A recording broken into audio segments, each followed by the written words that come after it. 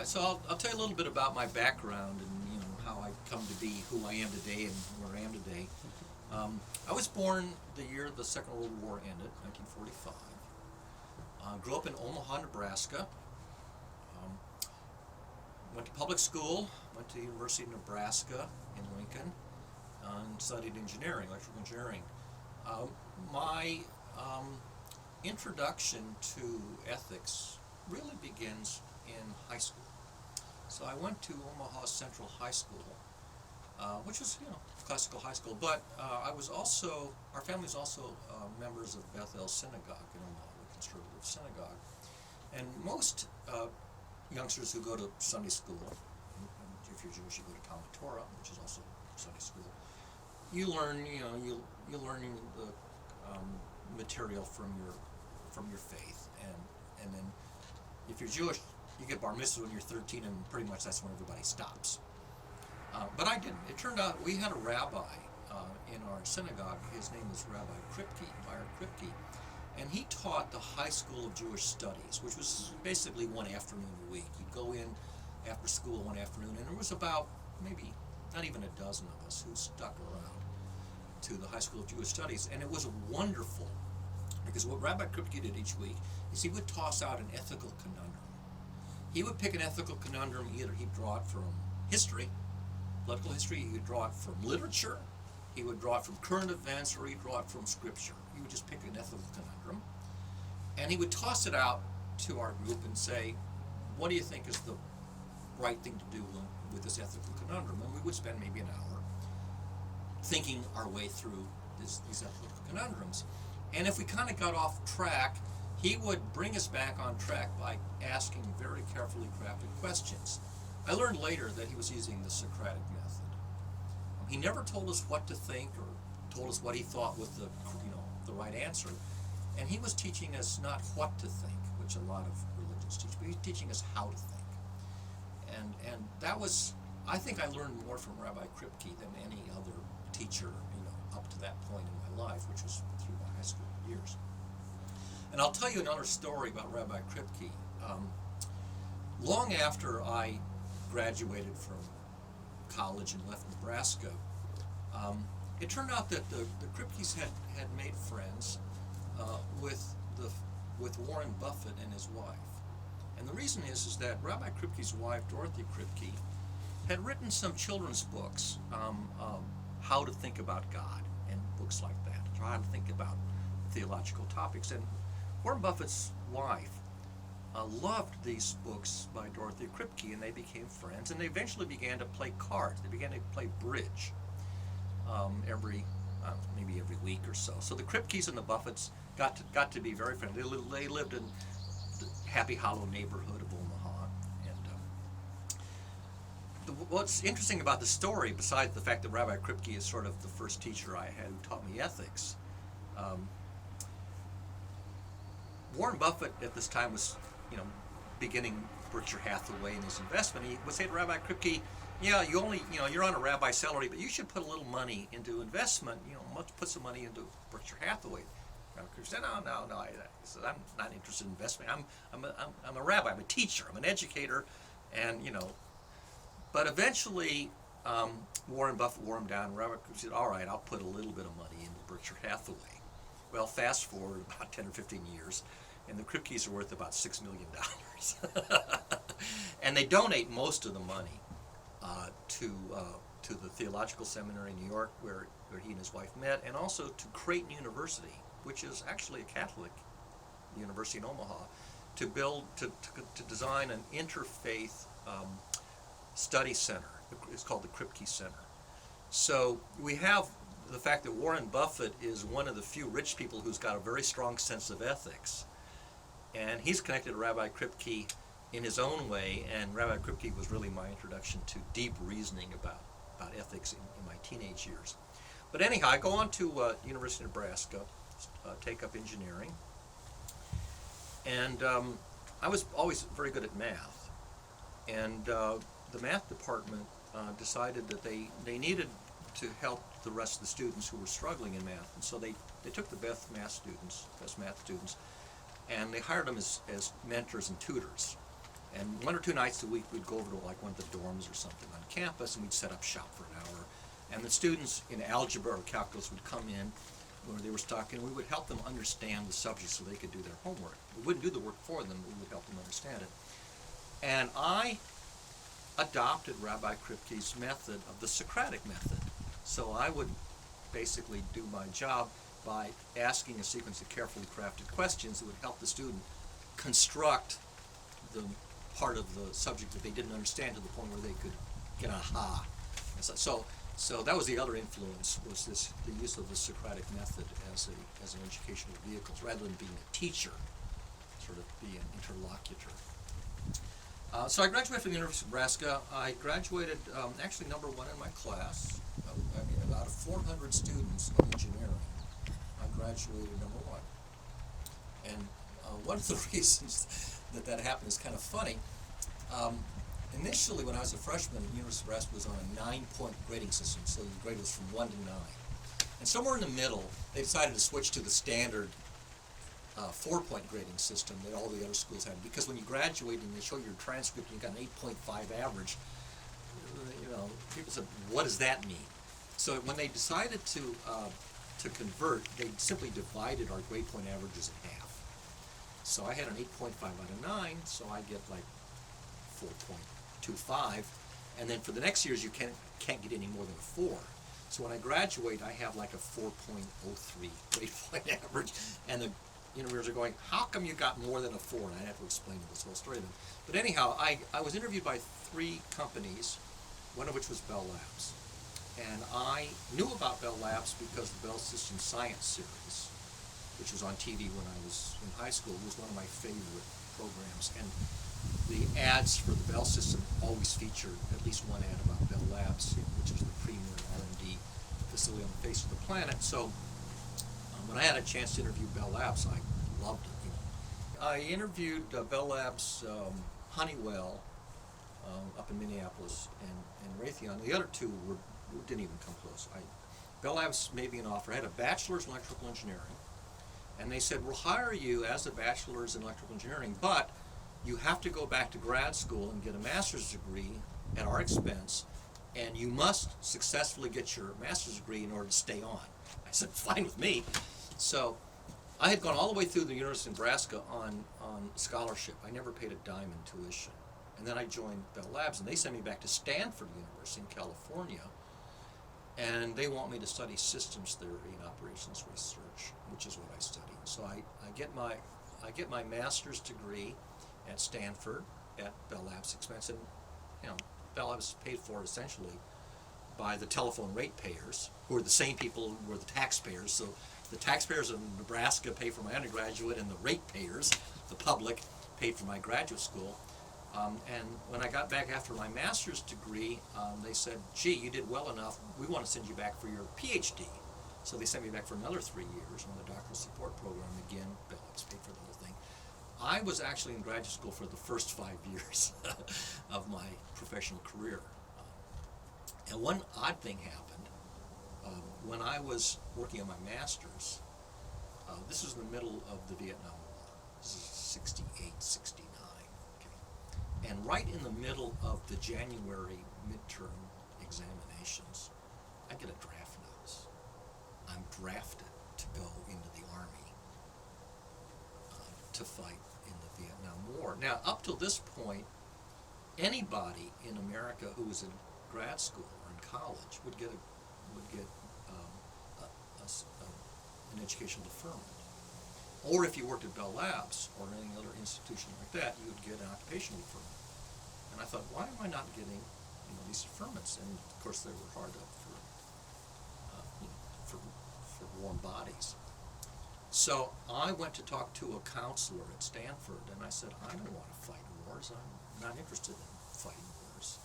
And he said, "Well, you could become a conscientious objector." So I chatted with this counselor for a long time, and then I finally filed as a conscientious objector in the Vietnam War. And the first thing they said, "Well, if you want to be a conscientious objector, you have to file before you can't wait till after you're drafted." I said, "Well, I didn't expect to get drafted. I'm the very first person in this Bell Labs and graduate schools ever gotten drafted. So my local draft board in Omaha declines to grant me conscious objector status. Oh, by the way, I wrote a letter to Rabbi Kripke, and he wrote a letter to the draft board supporting my view. So I get back to Bell Labs, and they say, "What are you doing here? You're supposed to be in the Army." And I said, "No, thanks to you guys."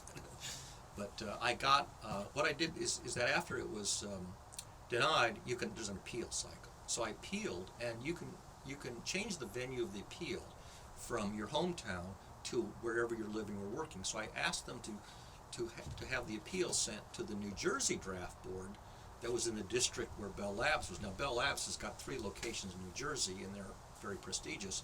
And I lucked out. The New Jersey appeal board granted me the occupational deferment. So it was a long, drawn-out thing, and I was, that was that close to going. And I was actually thinking about refusing induction, which I knew was a felony.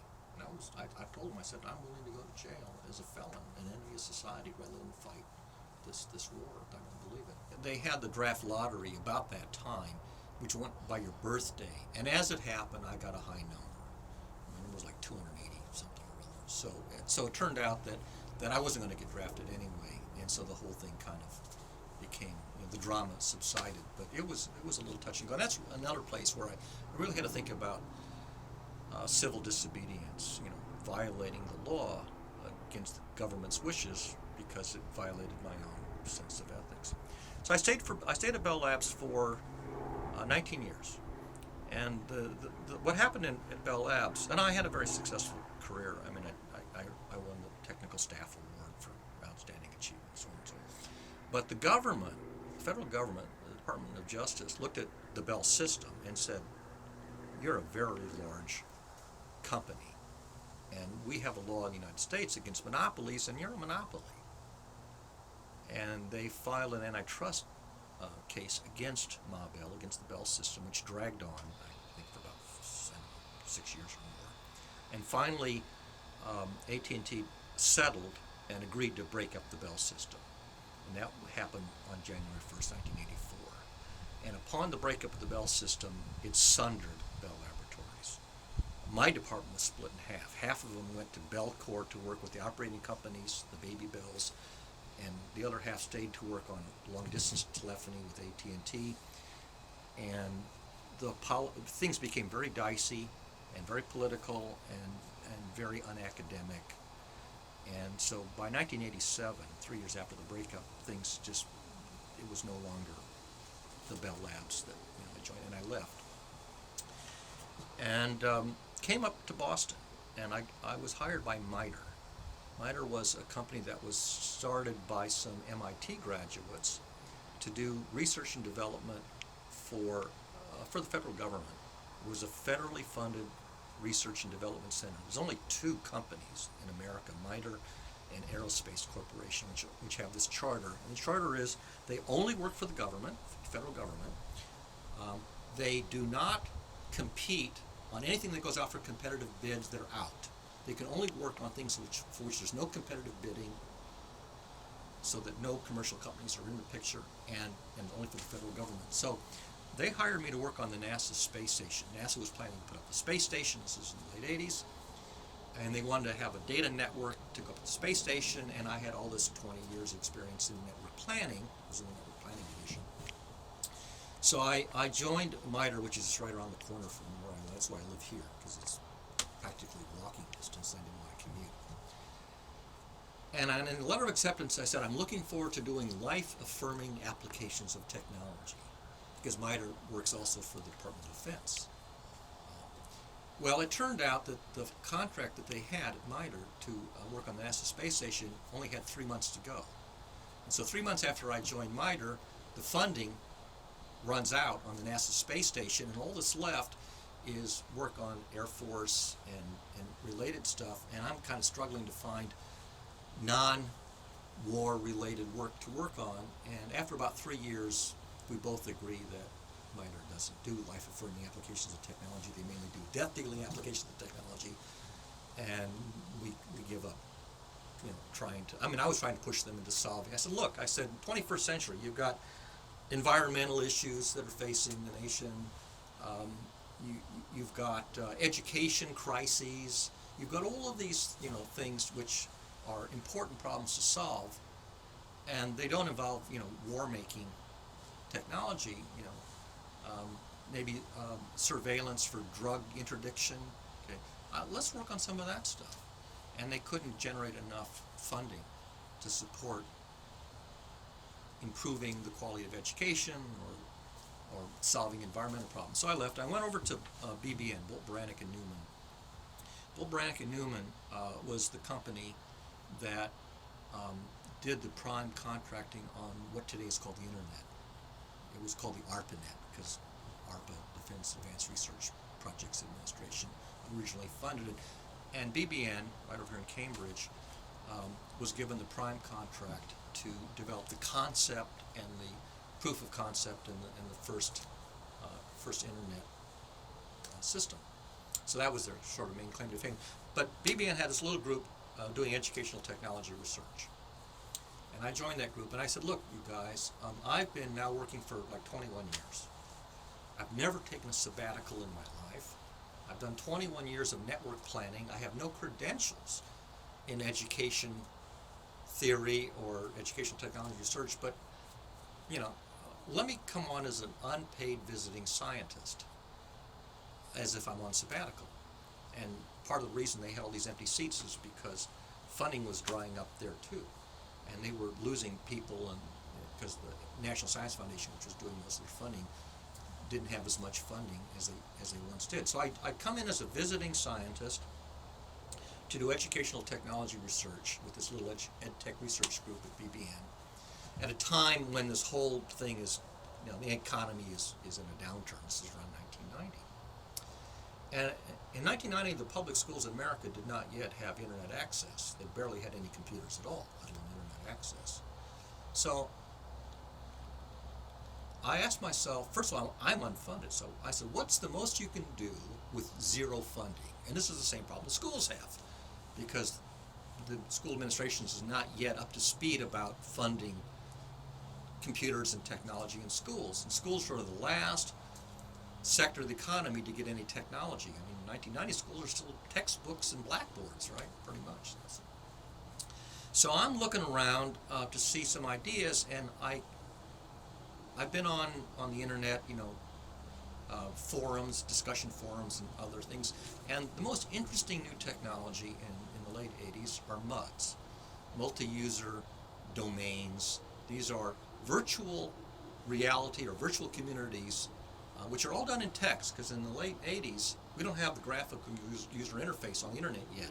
You're at a very low speed, maybe if you're lucky, 1200 baud modem, or maybe a little faster, maybe 9600, but it's all done keyboarding, text, no mouse and pictures, nothing like that.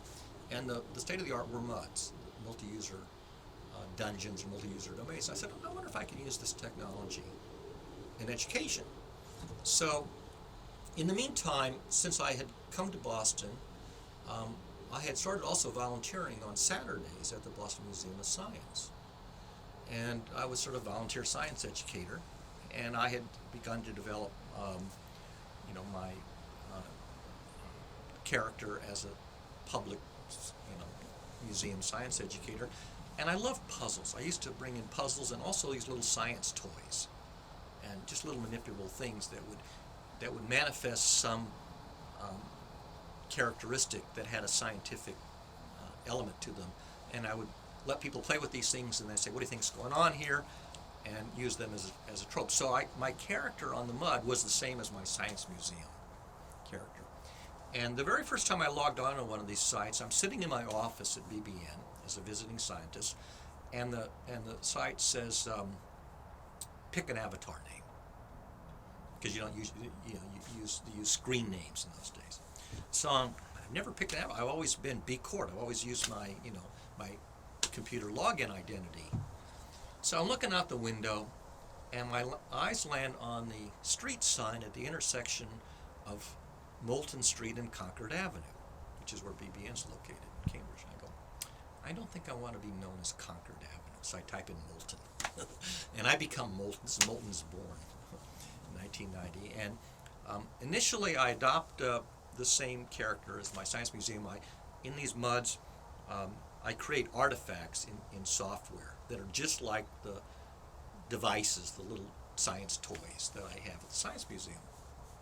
And I meet some people who think, here I'm this itinerant, science educator who wanders around with this little bag of toys and hands them to people in the mud, and this all done in text and dialoguing. And a guy says, he turns out to be an undergraduate at Cal State Fresno. So I meet a fellow on one of these MUDs, and he says, I want to start up a new MUD on my Sun workstation in my dorm room at Cal State Fresno, and I really like your character Molten with the science stuff. Why don't you come and join me and some new people who are going to start a new MUD? So, and his name is on the internet is Jin, Jin.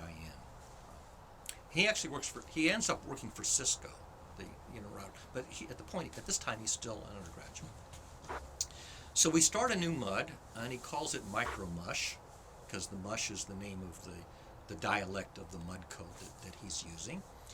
And we start the site up, and I bring my Molten character with my little science toys into his system. And one of the other people who joins him is a fellow who goes by the name of Ender, takes his name from Ender's Game, the novel, the sci-fi novel. And Ender decides that he's going to build a little scene called Ender's Moon.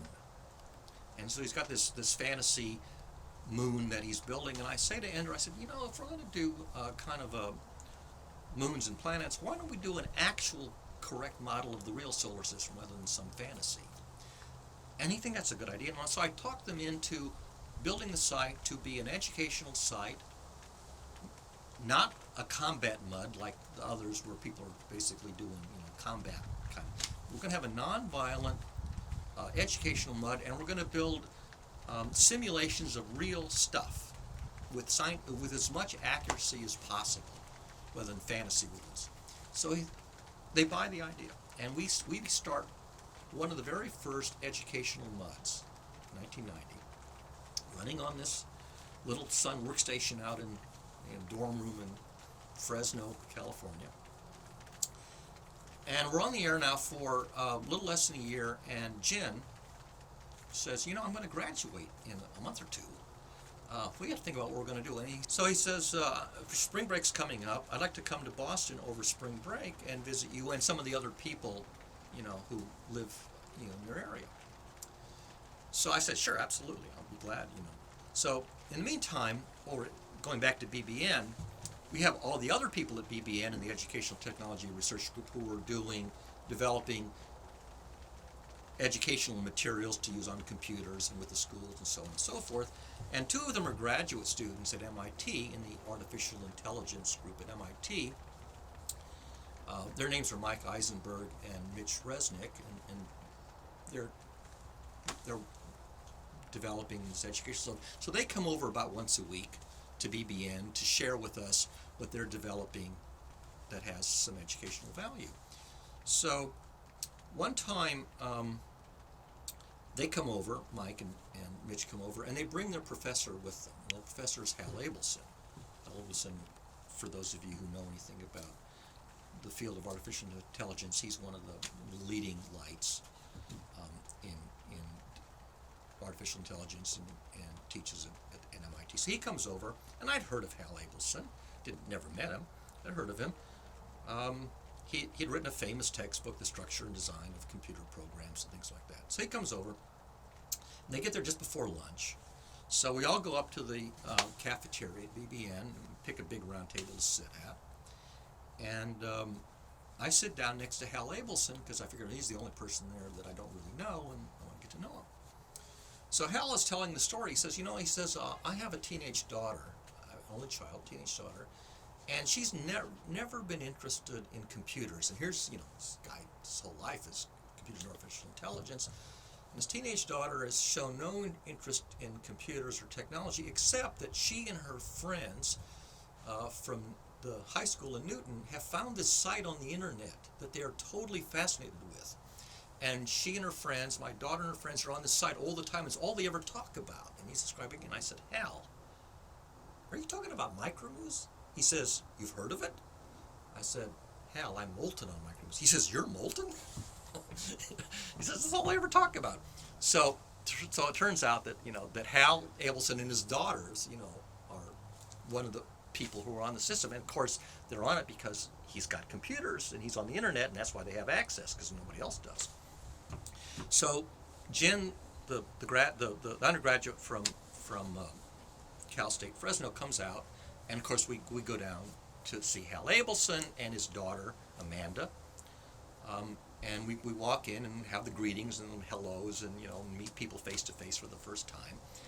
And we're sitting in Hal's office, and I said, oh, by the way, I said, Hal, that Jen is going to graduate in a month or two, and Micromush is going to go off the air. Any chance that you could offer us some computing resources that we can keep the system going here? And he said, absolutely. He says, here's a machine that Motorola gave us that we used for a while, and it's idle now. It's yours, just like that. So we spend the next week porting the system from this little Sun workstation out in Fresno to this set of new machines that Hal Abelson gives us. And the kids who are online are logging in and helping us do once we get the whole thing set up. And we migrate, and we change the name from Micromush to Micromuse. And Wally Forsythe got at BBN suggests Muse instead of Mush. He says multi-user simulation environment or multi-user science environment. And so because we're also changing the code a little bit, so we have our own dialect. So it becomes Micromuse, and it runs at MIT for a good number of years. Jen graduates, he takes a job at Cisco, and the thing keeps running, and we become one of the premier pioneering sites for use of the internet for education, and other teachers find out about it, and it has its heyday in sort of the first half of the 90s. So then there's another middle school in Cambridge called the Rosa Parks School, and BBN has a contract with them as a pilot school to put in computer labs and try out all this education software, and they get a server and they get an ISDN line, which is only 56 kilobits, but it's their internet access. And I put a copy of the Muse on their machine so that their students can get on it. And there's a student there who's a 7th grader, and she's very smart, and she's consumed everything there is to learn at this middle school, and she's now bored to tears in her last year. And she falls in love with this Muse at the Rosa Parks School, and she becomes the local leader, and she brings all the other students in, and she assumes a leadership role and has a blast. And the teachers are blown away because the kids are staying after school, and they're learning all of these language arts skills and programming skills and things which are just rejuvenating, revitalizing them when they had sort of run out of material for some of the brighter kids. So this person who goes by Sear, S-E-A-R, her real name is Lucia Somberg. She's a 7th grader. We invite her over to BBN to give a talk at a brown bag lunch. So here are all of these researchers at BBN, adult professional researchers, graduate, PhDs, and here's Lucia Somberg, 7th grader, and the room is packed. And she gives this talk about, using the Muse at the Rosa Parks School. So we have this great success, and one of the things that made it work is that when you have a community, it's an online community, it's like, what's your governance model? And on Micromuse, we used a social contract governance model. A lot of the kids said, Moulton, you're a director, or whoever set it up, you're the director, you sort of be like, the king or the god, and you make the rules. Okay, and I said, no, we're not going to do it that way. This is going to be a social contract community, and I'm not going to be a policeman.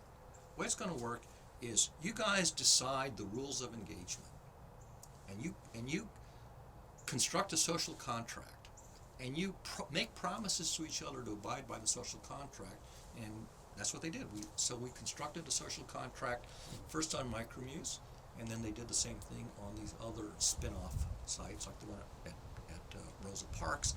And so the children were learning how to govern themselves without a sort of a police authority, but using the social contract model. And it's not a very common or popular model. If you know about projects like Ubuntu Linux, which is derived from Debian Linux, the Debian development community is a social contract community. Same thing. They don't have some godlike, founder who basically sets the rules. Google, the company Google, has a social contract with its own employees. So there are other examples of social contract communities, and there's a whole lot of lore. You can look up a lot of stories about how the governance model works under the social contract model. I had observed that Wikipedia doesn't have a social contract. They didn't have a governance model at all. And I said, you really ought to have a functional governance model built around a social contract. And Jimmy Wales said, no, we're not.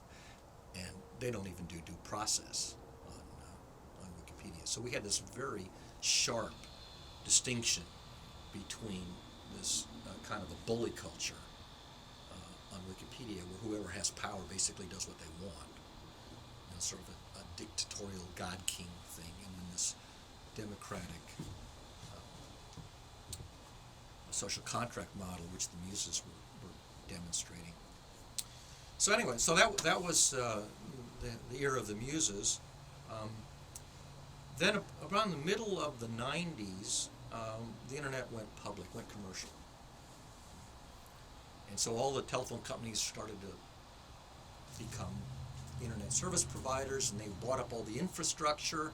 BBN owned a lot of the infrastructure because they had basically built it up over 20, 30 years.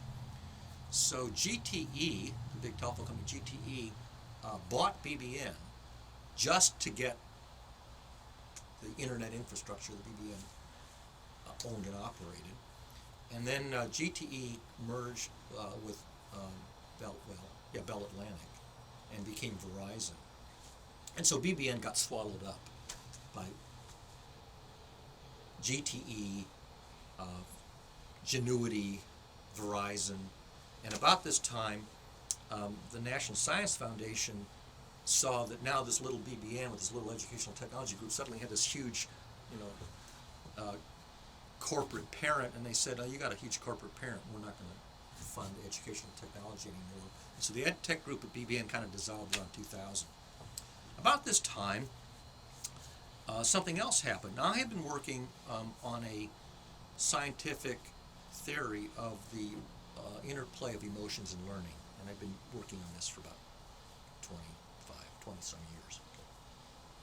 And in fact, this whole thing was partly to demonstrate this emotions and learning concept.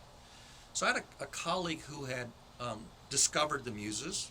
He was a public school teacher out in Western Massachusetts, and he had stumbled onto the Muses, and he was one of these early adopters. He was running the computer lab out of this little school in Lanesboro, Mass. And so we began to collaborate, and he said, I'm going to go back to UMass Amherst and get an EDD degree so I can advance my career in the teaching profession. So he went back to UMass, and he would always come around and sort of pick my brain for ideas about things to write about. So finally he graduates, he gets his EDD, and he says, now that I have an EDD, I should be able to write grant proposals for funded grant work. He says, but the very first grant you write is just for practice because nobody ever gets the first one. So he says, let's kick around some ideas. So I toss a bunch of ideas, and one of them is this whole theory of emotions and learning that I've been developing and playing around with unfunded since the middle of the 1980s.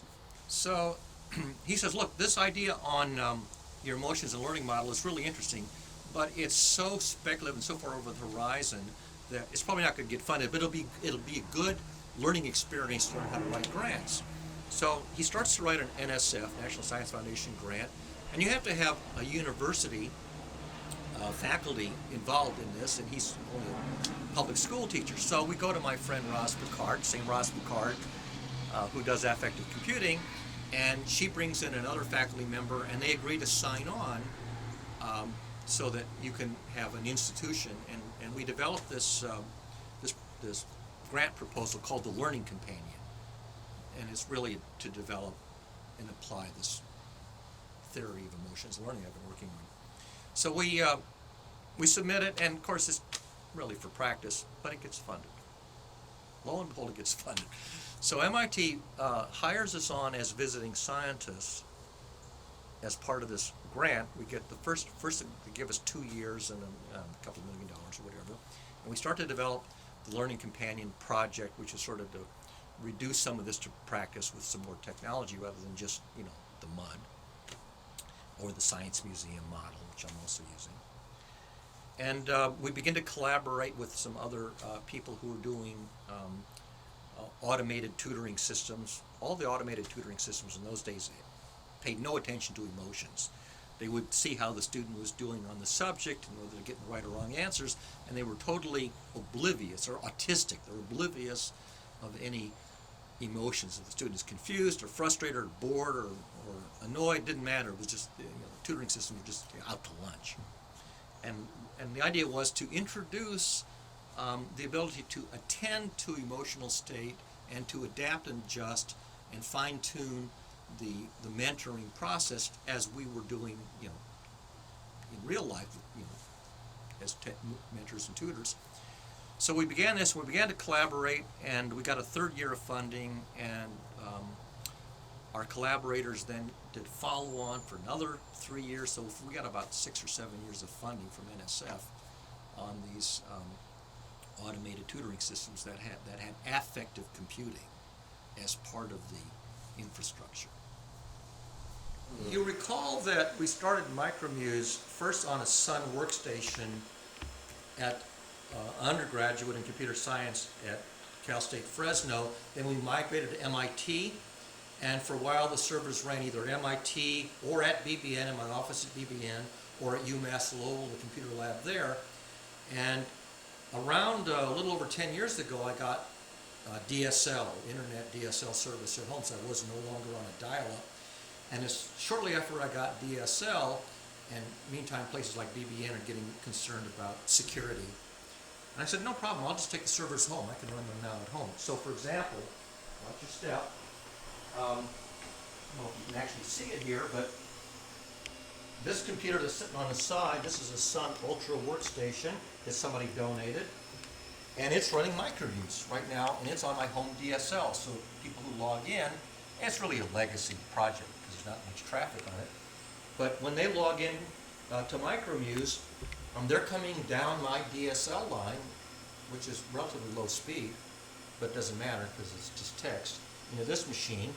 And this other machine next to it is a Spark machine, slightly older technology. This is still running some of the ancillary parts of the system, the Muse server. This is Foofy, foofymusenet.org. This is micromuse.musenet.org, and they've just been sitting here on my home DSL. All this gear. Here's another Sun Ultra that somebody gave me from BBN, was retired. Here's another Spark machine that was literally thrown away at the Media Lab. I just took it home and salvaged it. This is an old Mac 8600 that, again, was, you know, in the high-tech junk pile at BBN. Still, it's running. I mean, back in those days, it was running OS 8. Now it's running OS X, even though the technology theoretically doesn't support it. This machine here, which is one I'm currently logged on to, is a very nice Hewlett-Packard Pavilion that the Museum of Science threw away. And the reason they threw it away is because the onboard USB died. The onboard USB died, so what I did is just plugged in a USB card. And, you know, perfectly good machine.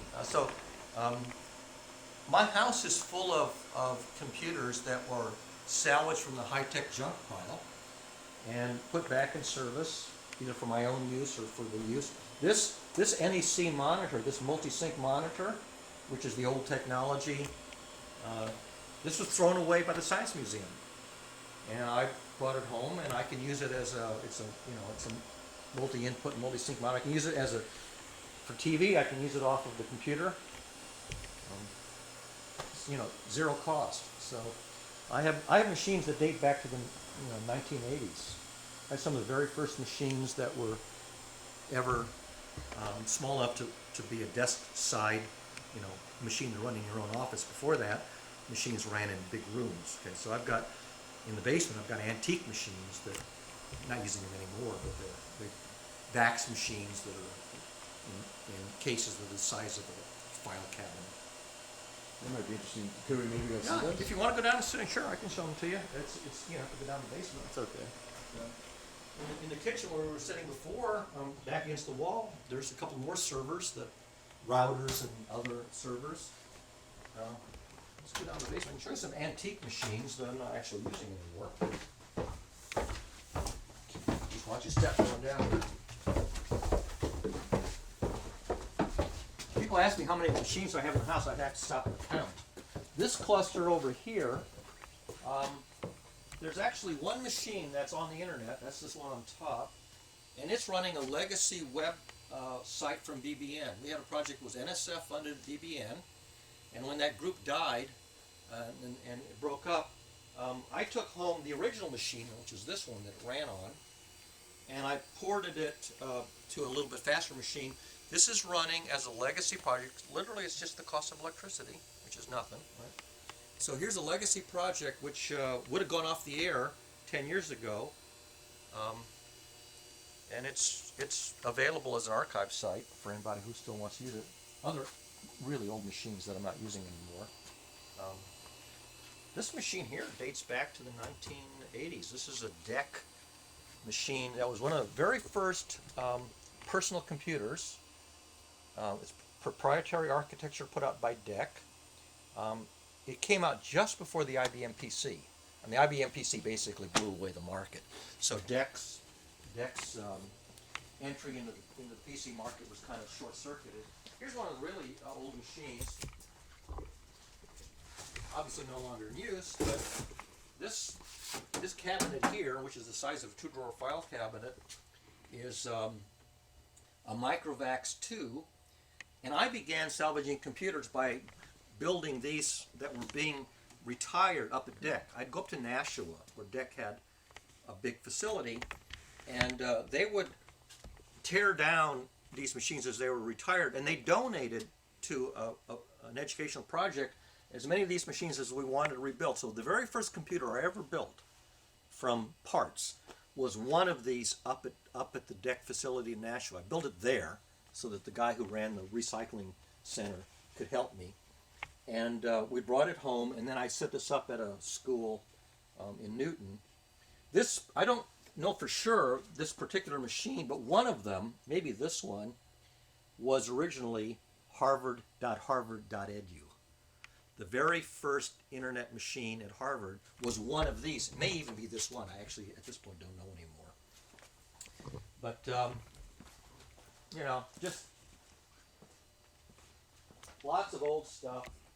Mostly don't play with it much anymore,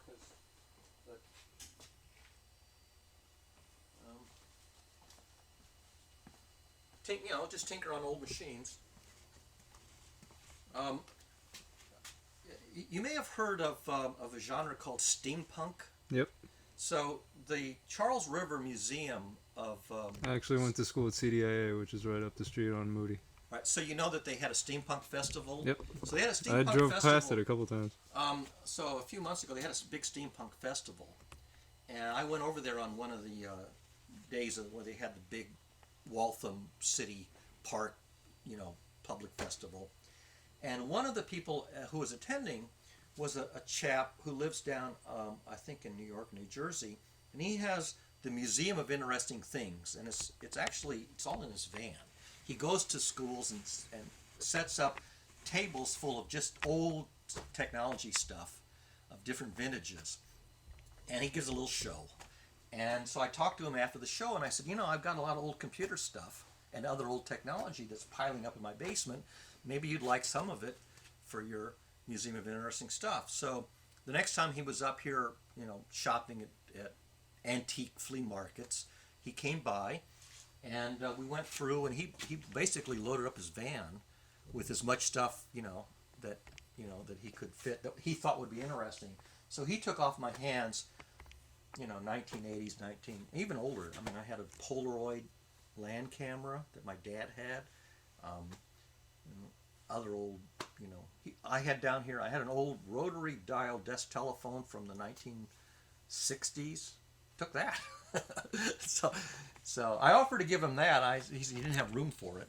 I said, you could take harvard.harvard.edu, but he only had his little van. So some of this stuff is antique-y enough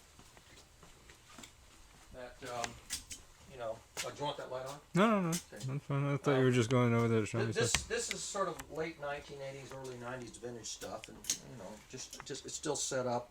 It's just still set up where I was last playing with it. These are more of these deck machines that I had a whole classroom full of them in a school at one time, with one of those backstations as a server, and we used it. A professor that I made friends with was using it with his students in a school that had no technology. They had a room that had Selectric typewriters in it. But I mean, some of these machines, are in some sense historic, but there were also enough of them made that they're not rare. Right. It's just that most people didn't keep them. Right. And I just, for me, it's too much work to throw them out. I mean, I have to schlep them up and, put them in recycling and all. So one of the issues is what's wrong with Wikipedia? And I look at it and I say, well, it doesn't have a functional governance model. It's basically a tribal culture. It's almost like Afghanistan. It's really, you've got these little cliques, these little gangs or tribal cliques, and each one has their little territory, and they, it's like a bully culture. It's like these little cliques of bully culture. There's no due process. There's not even a conflict resolution over content.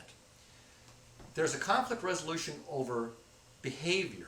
So if you're behaving outside of the bounds of what's prescribed, you can be brought up before ARBCOM. But if you're arguing over content, this is academic, there's no conflict resolution mechanism for resolving content disputes. What's correct content and what's misleading or incorrect. Okay? So what happens is people argue over content, and then they say, well, you're arguing too strenuously and you're being uncivil or something, and then it gets this very hazy thing about civility. And when I first ran into this thing, they couldn't figure out what to pin me. They wanted to get rid of me, but they couldn't. I was being academic. I was, being as tactful as I could possibly be, but I was arguing my point. And they used words like tendentious, which just means keeps repeating the same argument, because that's all there is, right? It's like giving a proof. I give a proof, that's the proof of the theorem. If you don't believe it, the proof is still this proof. You don't change the proof, right? So they would say, oh, he's tendentious, and they couldn't really figure out what to pin on me. And finally, when Killer Chihuahua banned me, she had to pick something. So they picked something at random, and the thing they picked at random was vandalism. I said, vandalism? You didn't even allege vandalism. The word vandalism isn't even seen anywhere in this dialogue. That's totally bogus. I said, if you're going to ban me, at least tell me the reason. Okay, isn't there any, and isn't there any due process? So one of the things that came out of this is one of the fellows finally said, due process? There isn't any due process. We don't do due process in Wikipedia. That was kind of an eye-opener, I think, this first admission, that the concept of due process was not part of the governance infrastructure. And in fact, the governance infrastructure was so undefined, not even ill-defined, just undefined, that it had regressed to essentially a pre-Hammurabic culture before the advent of the rule of law. It's just like whoever's got power does what they want, and you have this kind of this warfare between cliques, and it's this bully culture. So I said, you really should have a social contract model. Jimmy Wales said, no way, leave these people alone. And ethics is beyond the scope of the project. And that really sort of defines, what's wrong with Wikipedia. It lacks a conflict resolution process, which would be part of a social contract process. It doesn't have due process, and they're inculcating this whole culture into this toxic, antiquated, anachronistic community model that's not really a community model at all. Something you were saying. Yeah. So many people criticize Wikipedia merely from the point of view that its open format allows for anyone to edit in any way they choose fit, and that because of this, a lot of the information simply isn't reliable. But you're saying that, in fact, the information problem is there, but really the deeper problem is that Wikipedia's culture is fundamentally corrupt. That's right. It invites corruption, invites the abuse of power. And what happens is you have adolescents mainly, because the main demographic is male adolescents from about age 15 to 25. And recently Jimmy Wales said we need to recruit more people, and our demographic is essentially white, nerdy adolescents, below the age of 25, and they're being inculcated into this ridiculous culture. Now, you don't get very many women on Wikipedia. Women tend to be more concerned about fairness and networking, and not just exercise of power, because that's all you get. The boys are playing the World of Warcraft games. They love the combat, the dopamine lows. I mean, really what they're getting is every time they win a round, they get a dopamine thrill. It's like winning a round of the slot machines. And I'm an educator, and I say, I don't care about the dopamine. I don't care about winning one round in a battle. I want the endorphin high at the end of solving a difficult problem where you have a genuine achievement. And at the end of reaching a worthwhile goal, you don't get a dopamine high, you get an endorphin high for accomplishing a worthwhile goal. That's winning the brass ring. That's the eureka moment or the hallelujah moment, where you get that sense of you've accomplished something meaningful that was worthwhile. And instead of going for the endorphin high, they're going for the dopamine lulls, which is the gaming culture. Just if I win a round, I get a dopamine thrill, and then it's gone. So the whole culture is just, it's toxic. That's how I would put it. And a lot of people agree with that. What do you do about it? So one of the things that people observe in our culture today is there's a lot of dysfunctional systems. We have dysfunctional government, dysfunctional families, dysfunctional organizations. People throw this word around, dysfunctional, a lot. And it occurs to me that people don't really have a good insight into what really is causing all this dysfunctionality. And my argument is that we've inherited for the past 3,000 or 4,000 years this rule-based model for regulating human society, that we have rules, and you follow the rules, everything's fine, and if you don't follow the rules, all hell breaks loose. Okay?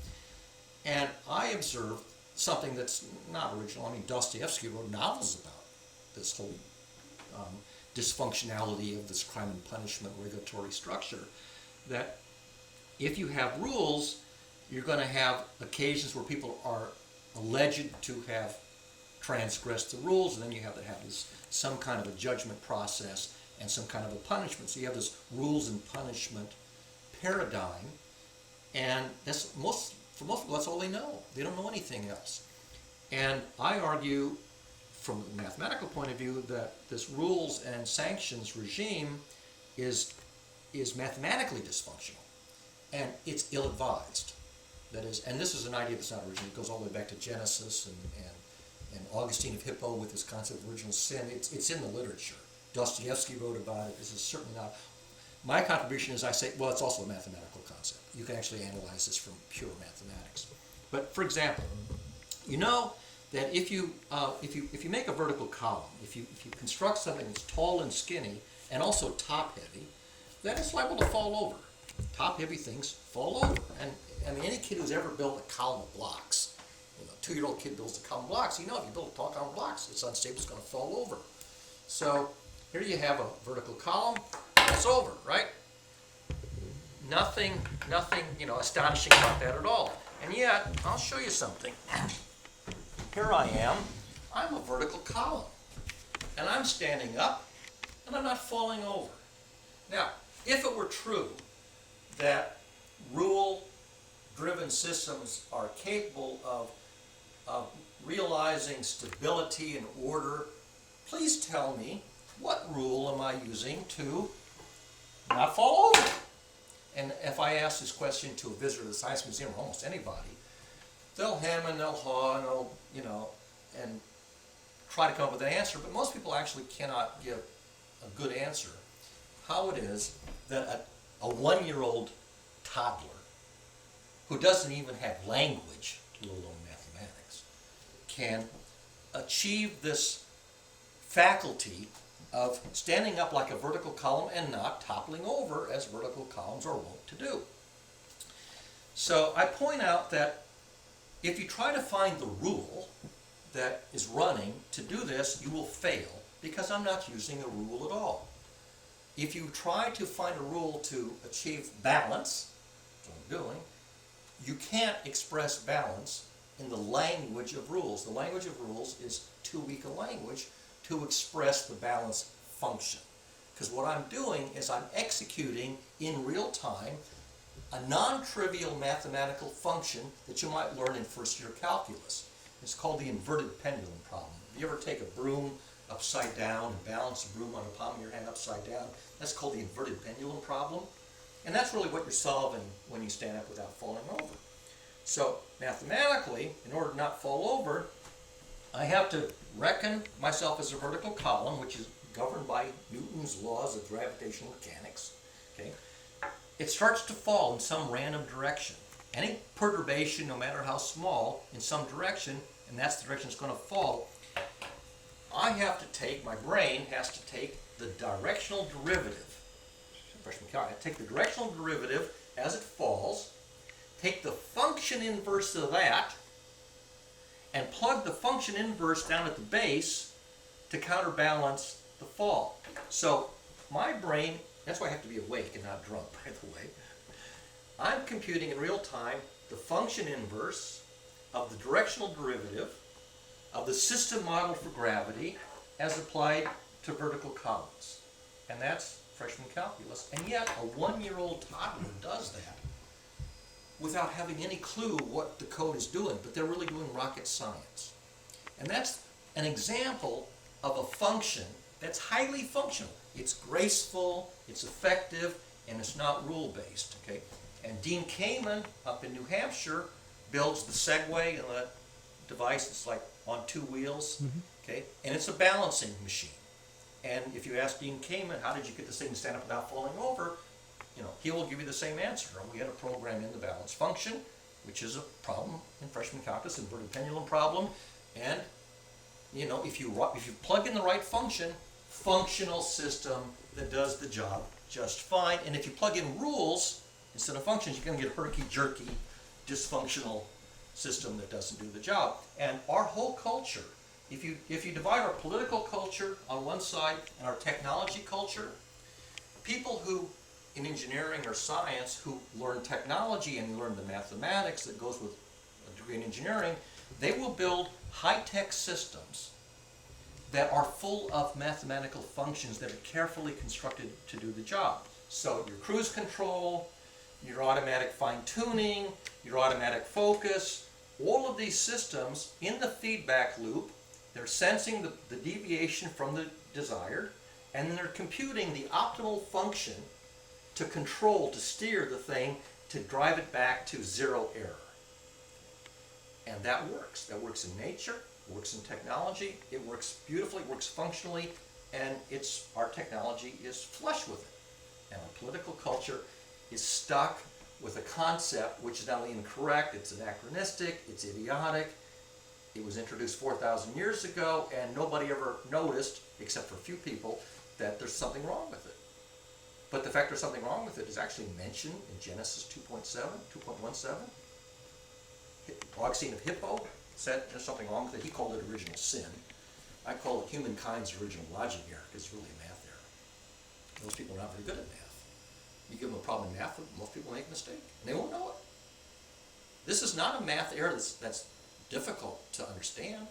If somebody points out, you say, oh yeah, of course, duh. But nonetheless, we are in, 21st century, and we're still reprising this math error that dates back to the dawn of civilization, and people aren't waking up to evolve to a functional system. So I say the rule of law is better than nothing, but it's only halfway there. It's only half a step. And you need to replace rules by functions, carefully crafted functions, and you get functional systems. What would the analog be then in society? Applying this concept to human society gets really interesting, because one of the most interesting treatments of the dysfunctionality of rule-driven systems is to be found in the novels of Fyodor Dostoevsky. He wrote Crime and Punishment, he wrote The Brothers Karamazov, and if you're a student of literature, you may have read Dostoevsky maybe in college. I was an engineering student. I wasn't a humanities student. We didn't read Dostoevsky, in college. And I had heard of his work, but I was unfamiliar with the work of Dostoevsky. So I'm off to Stanford University to study systems theory, engineering economics, systems theory, operations research. Okay. And at the same time that I'm at Stanford, on the other side of campus, there's a professor who I don't know about. His name is Rene Girard. He's French. And Rene Girard is in the humanities, and he does literary analysis and literary criticism. And he is deconstructing and analyzing the novels of Dostoevsky. And he pulls out of Dostoevsky a system model of the culture that Dostoevsky is caricaturing and lampooning in his novels. But these are the Russian realists. This is not a fantasy world. He's caricaturing Tsarist Russia, the real culture of his day. So Professor Girard, Rene Girard, pulls out this very nice little mathematical model, I don't say mathematical, system model of human behavior under the rule of law as caricatured and lampooned in Dostoevsky. Now, I don't know about this until the late 90s. In the late 90s, I'm in my role as an amateur journalist, I happen to be covering a story involving the anti-war activist Phil Berrigan. You may remember the Berrigan brothers in the Vietnam War, anti-war, burning the draft records and all that stuff. Turns out he's still in business some 30 years later, and they're doing what they call peace actions. And they're doing symbolic destruction of the war machine. So they would trespass on some government property, and they would do some symbolic damage. And then they would get arrested, and they would try to have a show trial. Of course, the press hardly covered this at all. But I met Phil Berrigan when he was in jail up in Maine. They were going to the Bath Iron Works, and they were doing symbolic damage to the big Navy destroyers, the ones that carry the nuclear weapons. And then they would get arrested, and they would try to have this thing. So this is all about peacemaking. So they were. He was a former Catholic priest. This was a Catholic peacemaking political action group known as the Prince of Peace Plowshares. That's what they took their inspiration from. So I'm covering this because it's an interesting story, and I'm sort of acting as a journalist, amateur journalist, and I attend one of their workshops on peacemaking theory, and it's led by a young Jesuit priest named John Deere, D-E-A-R. He now is, I think, in Santa Fe. Brilliant guy. Tells a funny story. He and Phil Berrigan got arrested for one of their peace actions, and are on trial. And the prosecutor wants to know who else was involved, who drove you to the site. And John Deere refuses to answer, and they threaten him with contempt. And finally, he says, "All right, I'll answer the question." He says, "Cannot tell a lie. The divine spirit, the Holy Spirit drove us to this action." Breaks up the jury just breaks up in laughter and kind of takes the wind out of it. But it was interesting. So at this thing, I said, I've never understood conflict. I said, I find myself drawn into these conflict situations. I'm interested in peacemaking, and I don't understand what's going on. Why do I get drawn into these pissing contests, and I can't figure out how I get in or how to get out of them? I don't have a way to think about peacemaking in a way that's functional. And one of the guys says, over in that table where they're selling books, go read a book by Gil Bailey called Violence Unveiled, Humanity at the Crossroads. So I look at the book, and I go home after the conference, and I mention to my colleague, the professor of journalism and ethics, and she immediately looks this up on the internet, finds it in the school library, and she says, oh, this is a book about Rene Girard's model of competition, conflict, and violence in the culture that he constructs as a result of reading Dostoevsky over 30 years. Okay, and so we pull out this model that Rene Girard has, and he says it starts with mimetic desire. That the way rivalries begin is that somebody wants something and they basically elevate it to something desirable. And then the other people say, oh, maybe it's worth something. I should want it too. That's called mimetic desire. It's inducing desire by demonstrating desire towards an object. Now you've got two or more characters fighting over the same object of desire. That's called mimetic rivalry, because whoever's succeeding with the best strategy, the other will imitate the working strategies. So mimesis is copycatting. So it's copycat desire, copycat strategy, copycat rivalries. So mimesis is the first thing. And then he says, what happens is you become a stakeholder, you become invested in this contest. You've got a lot invested. And he calls that scandalon, which is an old Greek word. Literally, a scandalon is the stick that holds the bait in a baited trap in Greek. So there's the bait stick, and there's the bait, and you're drawn to the bait, and the psychological drive draws you to the bait, even though maybe your higher order, consciousness says don't do it. You do it anyway. So, and the word scandalon, which literally means bait stick, it comes down to scandal and slander in modern English. It's the same root. And so if somebody slanders you, you feel like you got to respond.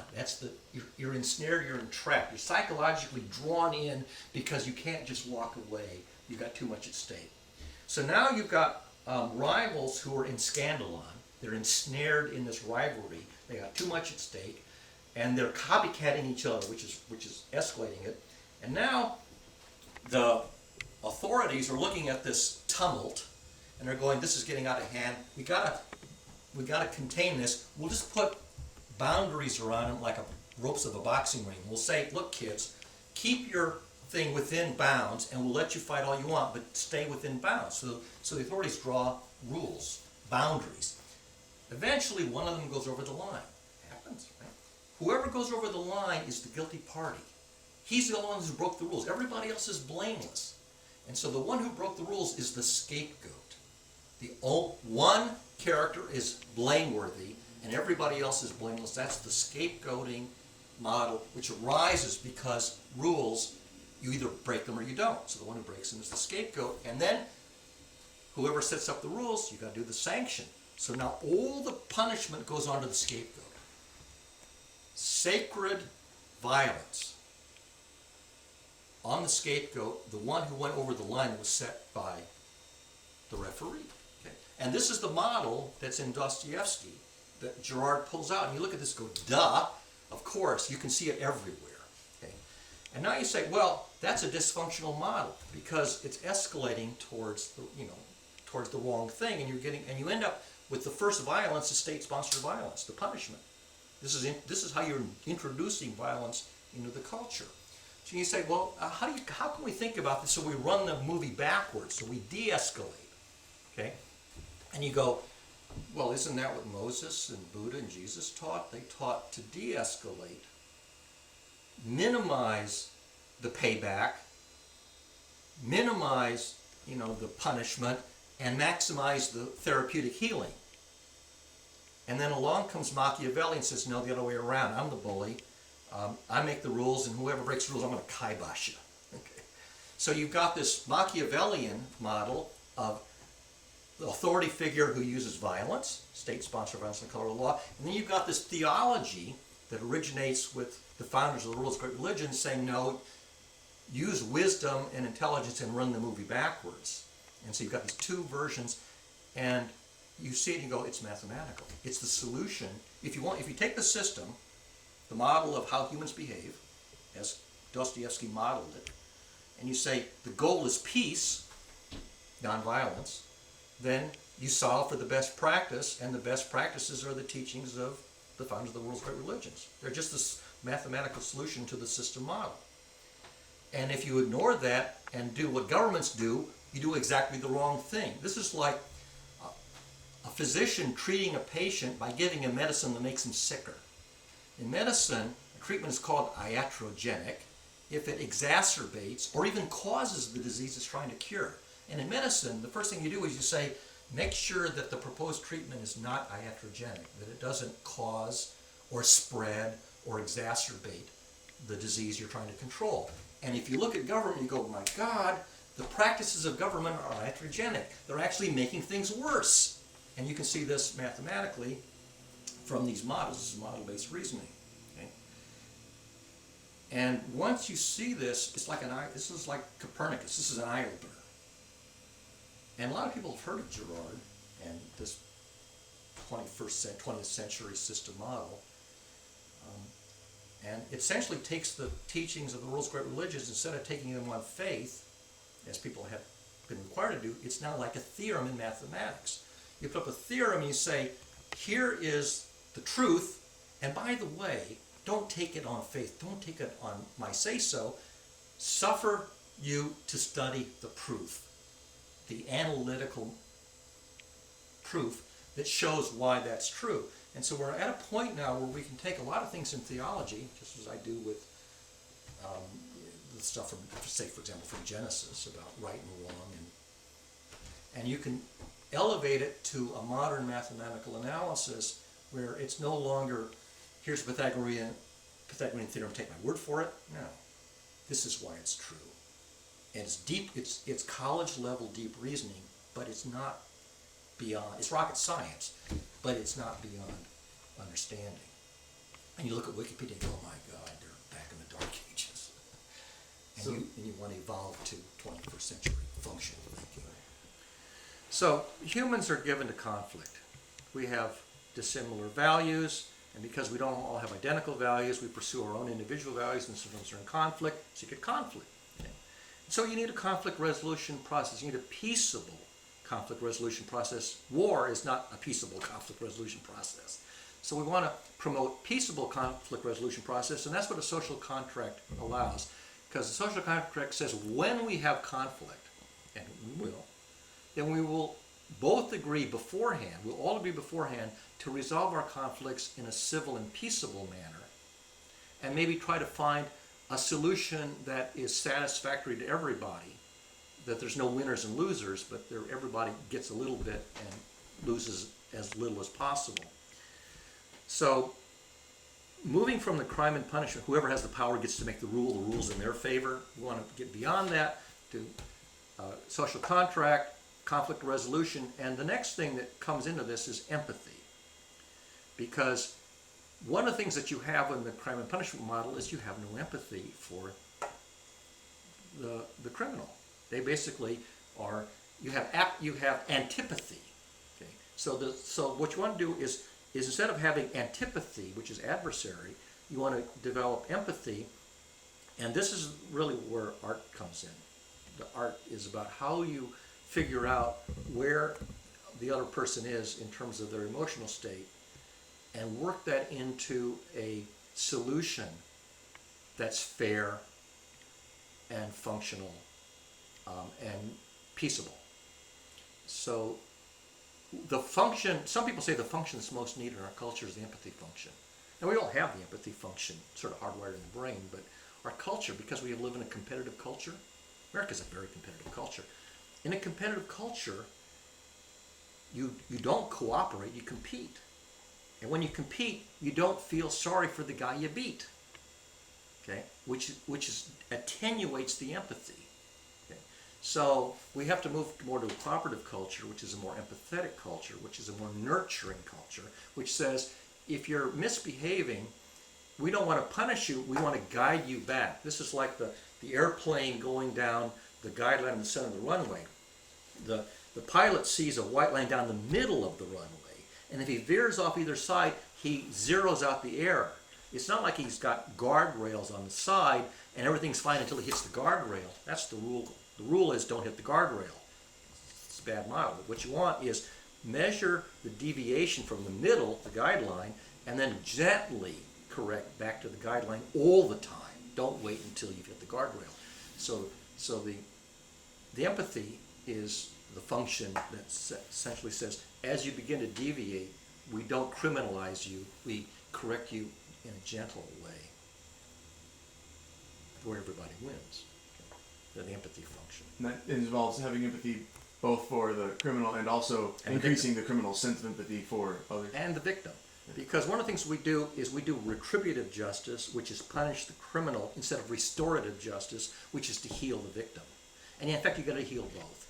So instead of going from a punishment culture, you want to go to a healing culture, therapeutic or healing culture. And so the practices that I do try to be as therapeutic as possible. They try to heal the wounds and try to minimize the damage. So if you write a song parody or a lampoon or something, you may bruise your ego, but you're not thrown in jail. You're just maybe being ridiculed a little bit. So the use of satire and comedy is try to nudge people back to the better path and not wait until they're so far, over the edge that you now feel like you got to lock them away because they've become, so far gone they're beyond repair. Yep. So you might wonder, how did Wikipedia fall into this other paradigm? And I think the answer is because it's modeled after Ayn Rand's philosophy, which is a zero empathy philosophy where it's selfish. And instead of going after Nathaniel Branden's view, which was the opposite of Ayn Rand, he went after the Ayn Rand view, which was the zero empathy, selfish model, and it devolved into this dysfunctional outcome.